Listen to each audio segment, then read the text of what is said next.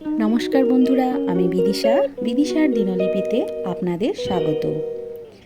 মা আর ছেলে দুজনেই গরমের ছুটিতে দুজনের মাসির বাড়ি ঘুরে এবার আমরা বাড়ি ফিরছি। এবার ফিরতেই হবে নিজেদের দৈনন্দিন জীবনে। দুদিন বেশ আনন্দ মজা করে কাটালাম। এবার মনটা খুব খারাপ, চলে যেতে হচ্ছে, কিন্তু কিছু করার নেই, যেতে হবেই। দিদির বাড়ি এসেছিলাম প্রায় 2 বছর পরে। দিদিরাও অনেক দিন আগে গেছিল, আমার ছেলের যখন 9 মাস বয়স তখন গেছিল আমার বাড়ি, আর যায়নি। এবারে বলেই দিয়েছি যে এবার যদি ওরা না যায় তাহলে আর আমরা আসবো না। মন খারাপ নিয়ে প্রায় স্টেশনের কাছাকাছি চলে এলাম। মনটা আরও খারাপ কারণ বেরোনোর সময় দিদির সঙ্গে দেখা হয়নি। দিদির ছেলেকে নিয়ে চলে গেছিল টিউশনে। তো এই জামাইবাবুই আমাদেরকে স্টেশনে পৌঁছে দিচ্ছে।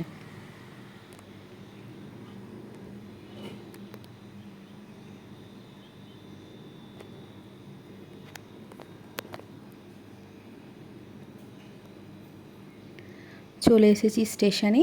এবার টিকিটটা কাটা হলেই ব্যাস, ট্রেনে চড়ে সোজা বাড়ি। আসো আসো। স্টেশনে এসে এত বড় মালগাড়ি দেখে ছেলের খুব আনন্দ। ও কাউন্টিং করতে শুরু করলো, কিন্তু এত জোরে বেরিয়ে গেল মালগাড়ি যে ওর কাউন্টিং করা শেষ হলো না।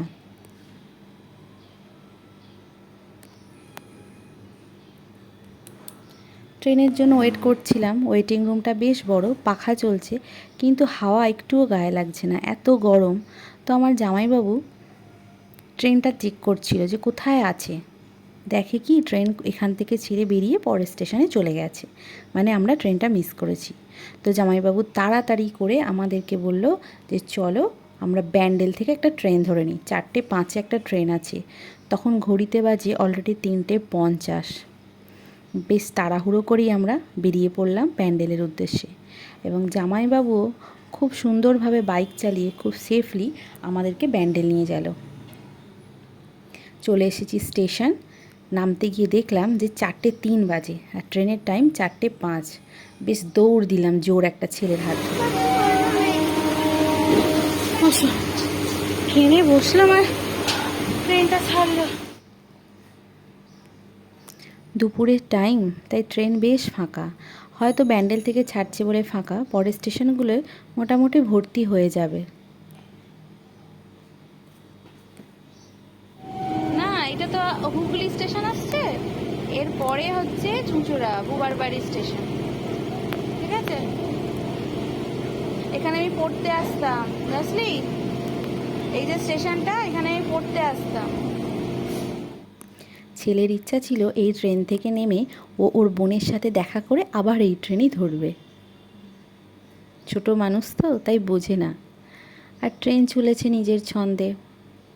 যাচ্ছি, ছেলের হাজারটা কোয়েশ্চেন।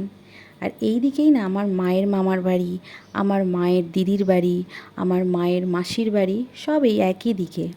তো মোটামুটি যদি একটা প্রোগ্রাম করে আসা হয়, বেশ সবার বাড়ি একসাথে ঘুরে নেওয়া যাবে। তো ছেলেকে এইসব গল্প বলতে বলতে প্রায় আমরা হাওড়া স্টেশনের কাছাকাছি চলে এলাম। হাওড়া ঢুকছে দেখি বেশ ভালোই মেঘ করেছে আর মেঘ ডাকছে। তখন ওর বাবা ফোন করে বলল আমাদের দিকেও নাকি মেঘ ডাকছে আর বিদ্যুৎ চমকাচ্ছে। বৃষ্টি তখনও পড়েনি।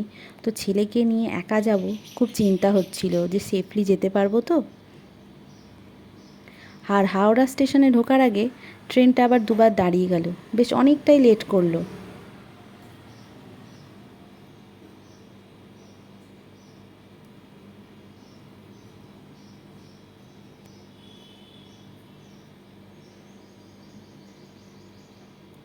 ছেলেকে নিয়ে তাড়াতাড়ি বাসে উঠলেই চিন্তামুক্ত। দেখতে পাচ্ছি, তুমি চিনতে পেরে গেছো? স্টেশনে বেশ ভিড়, কারণ এখন লোকজন প্রায় অফিস স্কুল কলেজ থেকে বাড়ি ফিরছে।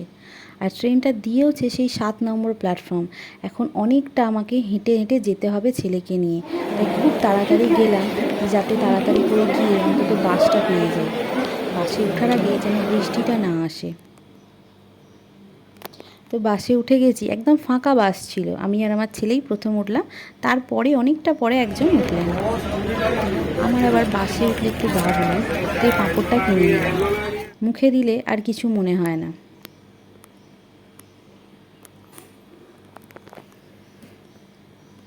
বাসটা প্রায় 20 মিনিট ধরে দাঁড়িয়ে আছে, এও ছাড়ছে না। আর আমার তত টেনশন হচ্ছে যে বাড়ি পৌঁছানোর আগে যদি বৃষ্টি হয়ে যায় তাহলে কি করে বাড়ি যাব।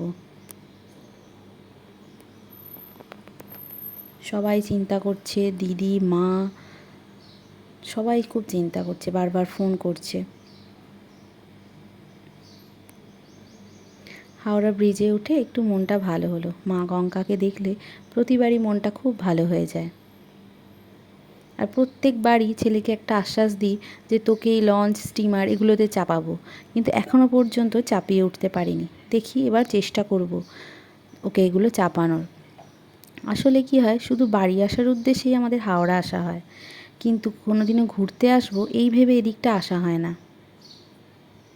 রাস্তায় ভীষণ জ্যাম, এখন অফিস টাইমের সব ছুটি হচ্ছে। আর এদিকে বড়বাজার খোলা, আমরা যাচ্ছি উইকডেসে। রবিবার হলে রাস্তাঘাট একদম ফাঁকা থাকে, খুব তাড়াতাড়ি আমরা বাড়ি পৌঁছে যাই, কিন্তু আজকে বেশ লেট হচ্ছে। এত জ্যাম যে সিগন্যালে দাঁড়াতে দাঁড়াতেই যাচ্ছে বাস। রোদে ক্লান্ত হয়ে ছেলেটার ঘুম এসে গেছিল,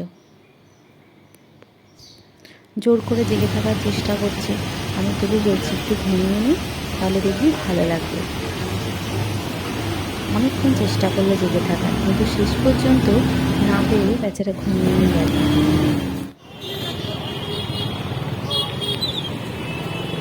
এবার আমরা যাচ্ছি বাড়ির দিকে। দেখি ওর বাবা এসে দাঁড়িয়ে আছে, কিন্তু ভাগ্যক্রমে বৃষ্টিটা তখনও আসেনি, শুধু এখনও বিদ্যুৎ চমকেই যাচ্ছে আর মাঝে মাঝে মেঘ ডাকছে।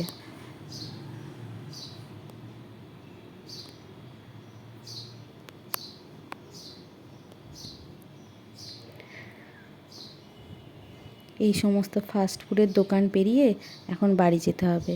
রোজই মনে হয় কিছু খাই। দেখুন এখন সবে শুরু হয়েছে দোকানপাট, তাতেই কি ভিড়। একটু পরে এলে, মোটামুটি 8টা সাড়ে 8টা নাগাদ এলে আপনি ভাববেন এখানে হয়তো মেলা বসেছে কোনো ছোটোখাটো।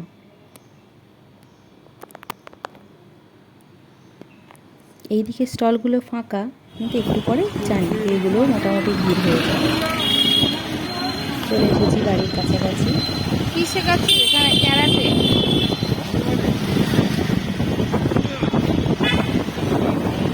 মাঠে এখন সন্ধেবেলা বাচ্চারা ক্যারাটে শিখছে। এখন শুধু অ্যাক্টিভিটি ছাড়া ছেলেমেয়েরা নিজেরা নিজেদের মধ্যে খেলাধুলোই করে না। যে যার বাড়িতে সপ্তাহে যাও, গিয়ে ক্রিকেট বা ফুটবল বা মিলেমিশে কত কিছু ধরাধরি এইসব খেলা বোধহয় এখন উঠেই গেছে। আর খেলতেও দেখি না, মাঠ কোথায় যে ছেলেরা মেয়েরা খেলবে।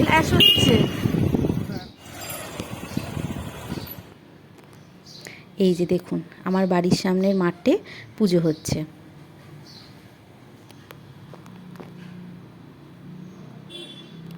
বাড়িতে ঢোকার আগে বললাম যে চলো আগে ঠাকুরকে প্রণাম করি, তারপরে গিয়ে একেবারে বাড়িতে গিয়ে ফ্রেশ হব। তখনই দেখলাম যে ঠাকুরের ভোগ বিতরণ শুরু হয়েছে, মানে সবাইকে প্রসাদ দেওয়া হবে।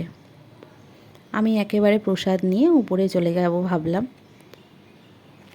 আর এই যে দেখছেন আমাদের বাড়ির নিচে গ্যারেজেই এই সমস্ত রান্নাবান্না হচ্ছে, ঠাকুরের ভোগ প্রসাদ সব।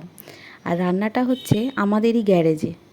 তো ছেলে একটু দাঁড়িয়ে দাঁড়িয়ে বলল যে লুচি ভাজা দেখবে, তো তাই আমি একটু দাঁড়িয়ে গেলাম। উপরে এসে ফ্রেশ হয়ে দেখি বেশ অনেক মানুষ এসেছে ঠাকুরের ভোগ নিতে। ভোগের প্রসাদ মিলেমিশে খেতেই খুব ভালো লাগে বলুন।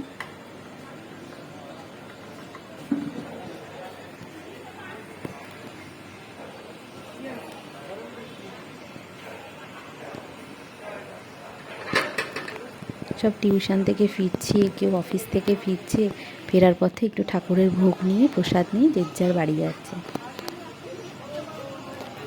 অন্যদিন হলে হয়তো ঠাকুরের ওখানে গিয়ে বসতাম, কিন্তু আজকে শরীরটা এত খারাপ লাগছে এই রোদের জন্য যে আর ইচ্ছা হলো না যে ওখানে বসি। তো বারবার বারান্দায় এসে দাঁড়িয়ে আছি আর ঠাকুরের দিকে তাকিয়ে আছি। এখানেই শেষ করছি আমার ব্লগ। আপনারা পাশে থাকবেন, আমাকে সহযোগিতা করবেন, ভালোবাসা দেবেন।